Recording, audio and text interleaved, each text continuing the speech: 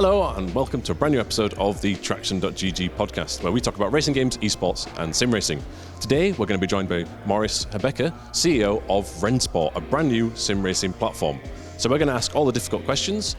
Why was development started? How is it going at the minute? And are there any pesky NFTs? Stay tuned and find out about this brand new racing game. Hi Morris, how are you? Good. After 2 days of summit, I'm a bit tired, but it was a great experience. Yes, it must have been very stressful for you as well, but also a big relief. It was stressful, more over the last, I would say, 3-4 weeks, because preparing everything was more than we thought. It is a big event, and we learned a lot. There's many things to do, but now I'm really more relaxed. It works all quite good, and I'm really happy. Yeah, I can see the expression in your face that you're very happy that everything's worked out. Yeah. So it's a big gameplay reveal for the new sim racing platform, for which you are the CEO of. For those who don't know, please explain what Rennsport is on a basic level. Yeah, I try to do it on a basic level. Yeah, I mean, there's a lot to it, but I would say it is definitely a new racing game, new racing simulation, especially made for eSport, but also for a brighter audience. What makes it new is this developed from scratch. So we had a lot of ideas when we start, and we brought it together on a piece of paper, and then we really thought, what does it really need to create a new game which is really open for all the e-sport things and all the broadcast and modding things. And so that's what Rennsport is. At the heart, it is a racing simulation, a high-end racing game based on Unreal 5. So the graphic hopefully will be state-of-the-art, and with a lot of possibilities to add. So when did the initial idea come about, and how did you start working on it? It was 2018, 19, when I really realized there are a lot of great games out there. I really liked all the other games which you could have in the racing area, but I also realized they are not giving us the opportunities we would like to have to create a great summit, or create a great tournament experience, or having esport or broadcasters involved. So we missed a lot of small things, or a lot of things we would like to have deeply involved or implemented into a game. And that was a bit the idea, really, to say, let's do it from scratch and let's develop our own game. It's a bit crazy saying, okay, then we do our own game. But with all the experience I had from the gaming industry, so I worked there for more than 25 years, and some partners I had involved from the beginning, so we really said that's what we know, and that's what we can do, and so we start developing. Yeah. So my understanding is, and correct me if I'm wrong, it's been a couple of years in development so far. 2 years. 2 years. Yeah, and we're still in the alpha phase. So still another 2 years, do you think, or when are you aiming to release the game? So idea really was to release by end of 23. Yeah. So there's a lot of pressure. We have a lot of things to do, not only on the content side, also having really implemented all the additional things we have in mind. So we have a deep mobile integration and all these things. So that's a very complex things to develop. On the other hand, really creating as much content as possible for the release. But I have a good feeling that we are ready for release by end of next year. Okay. Doing these kind of summits always cost a bit of time, because we have to prepare a version for these kinds of things. But I think it was worth to do it, to show it that it is real and that we really have the game. So we just heard from your lead programmer that it's Unreal 5, but the physics engine as well, the tire model, is unique to your Rennsport platform. It's from the ground up. Where is the main development team based who are actually coding the game? Mm-hmm. So we are split it in 3 teams, and during COVID it was also a new experience for us how to work, because we start during the COVID time. So most of the team really worked remote, but really the main and the core teams are based in Poland. There we have two teams. We have one team based in Munich doing all the mobile and backend things, and we have several other really great persons working for our development team remote from all over Europe. So definitely a multicultural team. Well, that should hopefully give you a wide base of different opinions and different viewpoints to then. That's exactly how it is, and we have a lot of team members joining us at the moment, and it's really great to see what spirit came in and what new ideas came in. We have a lot of senior developers coming from other racing projects and working on other racing projects, and it's really nice to see how motivated they are, really creating something new. So that's a great experience. Yeah. You've mentioned a few times throughout the esports element. It feels like that's a key differentiator when compared to some of the existing platforms out there. And it seems like, well, actually, you just mentioned off air before we were talking that you might do some esports events before the game is released. Yeah, that's a bit strange. A bit strange. You've also got the partnership with ESL. Yeah, definitely. So is it almost that the esports is, okay, you've got the game physics, but then the first main thing is the esports aspect? Yeah, having esport in mind was so important for us, because maybe let me jump back to one of your first questions. When it came up to create a new game, there was one thing. I jumped into sim racing and really followed it, and I saw all these great teams, great drivers, and there was really nice broadcasts also. And I always asked myself, why are only 200, 250 viewers on all these channels? And I was really confused because I loved the drivers, the teams, and the products, and there were no viewership. And we really start thinking about what could we do to bring it to a brighter audience. And one thing was really having esport professionals involved from the beginning. They maybe give some input how it could work better. Right. And that was the reason why we get in contact with ESL very early, and they helped a lot really with all the experience, what it really needs to create a new game which is esport ready. And yeah, second part of your question, it's really crazy not having a released game and starting with sporting, but bringing the game to the market. Esport and sporting is our main pillar, I would say, and therefore we decide if we are ready with our technique and with the game, we are ready to start doing sport on the platform, because, and that shows the summit to us, we learn so much if we do these kind of things. We learn what it's really needed to have the perfect game which is ready for these kind of tournaments. So what is needed, and that's the reason why we really start earlier with sporting than having the game on the market. But when we start with the esport, we will allow to have open beta so that people really can jump on it and have the chance to drive. Yeah, so actually on the beta side of things, closed beta, open beta, these are all going to be happening sometime before the end of 2023, is that the plan? Yeah, but please don't ask me if there's a special moment. But as I said, when we start with the sport, there's one thing, then it has to be possible to have as much as possible users on the platform, so that they really could be involved in the overall process. So in 2023 there is open beta, and it will be, before we start with sport, it will be possible to jump onto the game. Okay, and that will hopefully help stress test things and Definitely. get more feedback. But one element is, at this summit here, you've had nearly 100 professional esports drivers, all providing you with feedback, which must be quite difficult to take in. That's a lot of feedback, but that's a deliberate attempt to try and get early on, even before betas, feedback from the very best. Is that fair? Definitely. It was really risky, and I was really nervous. So if the game is really running stable, if it's possible to give all the chance really to test the game, but it was really amazing to see. It works perfect, and yesterday I really felt a nice vibe in the whole venue. So I got the feeling they were all really happy to have the chance to drive it, and feedback was really amazing we get yesterday. And yeah, it's extremely important for us to get this feedback really early, get it now, to have the chance to implement it into the game. So that's why we did it.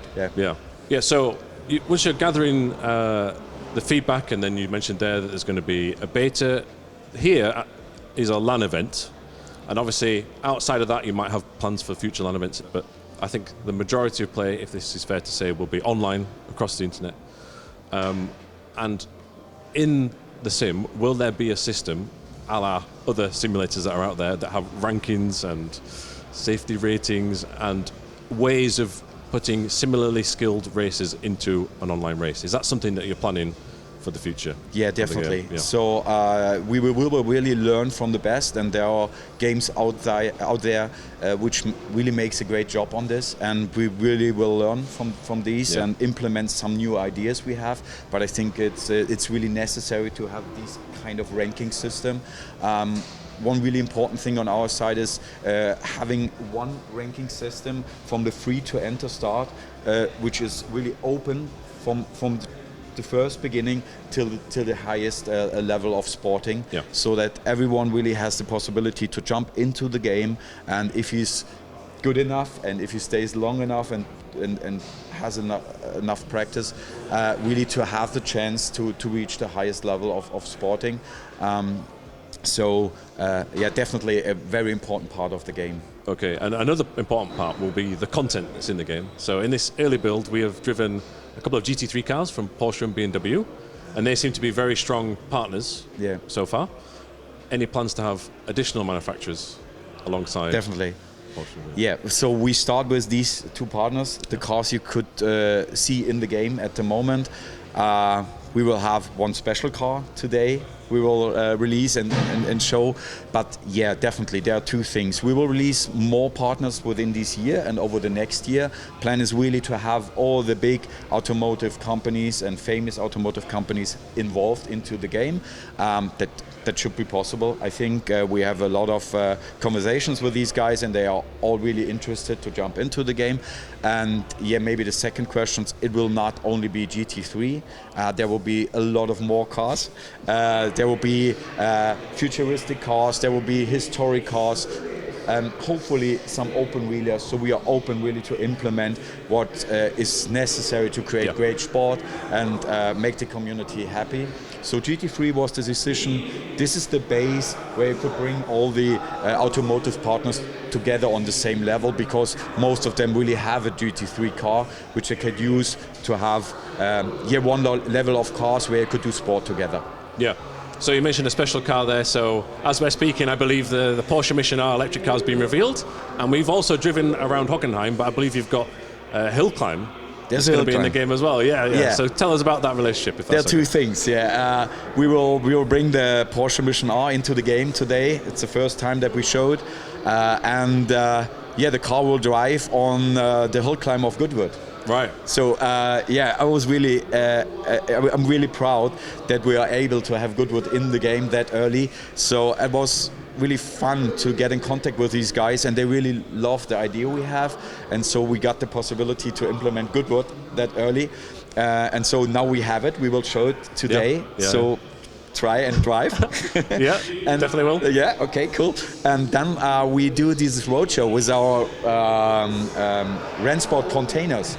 So we will go to some stakeholders and some partners, and Goodwood is one of them. So we will send one of the containers to Goodwood, and we will be on the Goodwood Hill race with the container, with the simulator, and people there will be able to drive the Mission R in Goodwood. Brilliant. On the simulator. Yeah, not just at summits like this, but the general public will be able to try Rennsport at the event, and you've got that circuit in the game, or that hill climb in the game. So that's very interesting. Yeah, and that's a key thing, as you mentioned there, just to reiterate you, it shows that it's not just GT3, but GT3 is a good baseline. Definitely. And you're building from there. So what else I think needs to be, or could be built upon, is will there be weather systems and dynamic time of day, or is that in the plan for the future? Definitely. So we talked about VR today, we talked about weather and all these things, and that are things we are working on. So VR will be implemented by beginning of next year, I think. Maybe I shouldn't say beginning of next year, it's more up to the dev team. Maybe we should talk with Christoph, but VR is definitely a thing we will implement. It's really important. Each game really needs to have a VR option.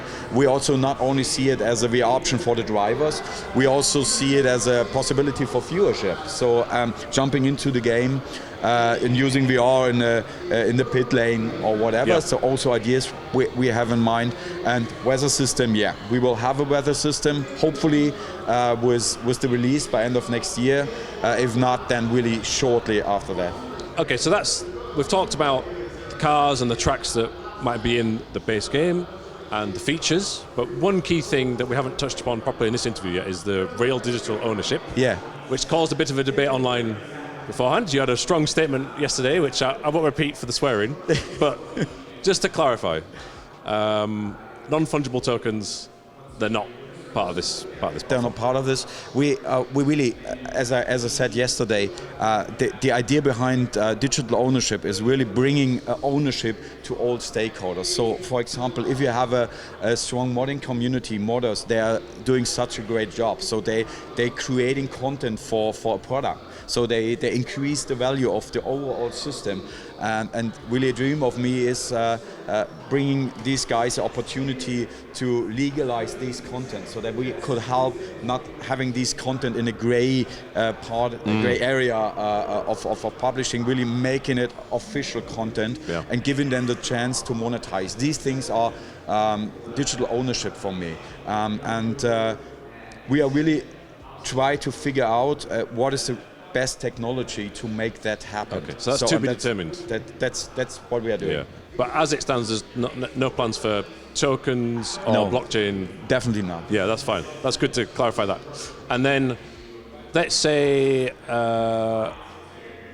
would it only be through like the Rennsport game or app or website that the mods are available?